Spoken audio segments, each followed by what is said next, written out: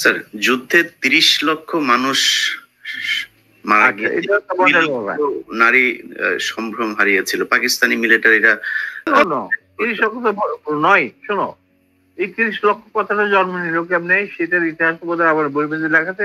আমি তোমাকে আবার স্মরণ করার জন্য তোমার ছোটদের বলছি, মুজিব যখন ইংল্যান্ড মানে লন্ডন হয়ে ইন্ডিয়া হয়ে বাংলাদেশে আসবে, লন্ডনে উনি কয়েক ঘন্টা যাত্রা বিরতি করেছিলেন। এগুলি সব অর্গানাইজ করেছিল পাকিস্তান সরকার।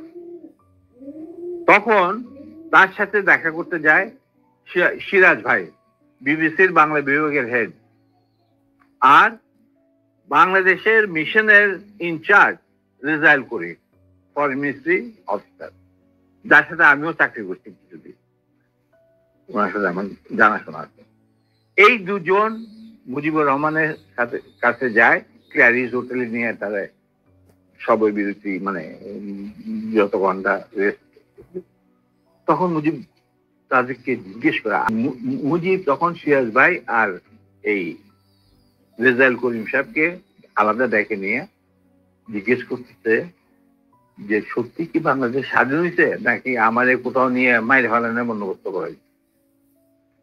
তখন সিরাজ ভাই ওনাকে বললেন, স্যার মুজিব ভাই, বাংলাদেশ স্বাধীন হয়েছে, আপনি যাইতেছেন as a prime minister of Bangladesh, কিন্তু আপনি ইন্ডিয়া হয়ে যাচ্ছেন কেন সেটা আমরা বলতে পারবো না, এটা আপনার সিদ্ধান্ত।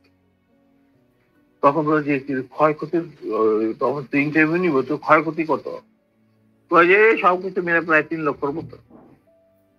3 লক্ষ, কারণ 3 লক্ষরে তারপরে শেষ বাজে পরে আমাকে বলতেন যে আমি কোনদিন ভাবতে পারি না যে মুজিব ইংরাজিতে ডেভিড ফ্রস্টের কথা বলবে। আমরা বলছি যে উনি বাংলাতে কথা বলবেন।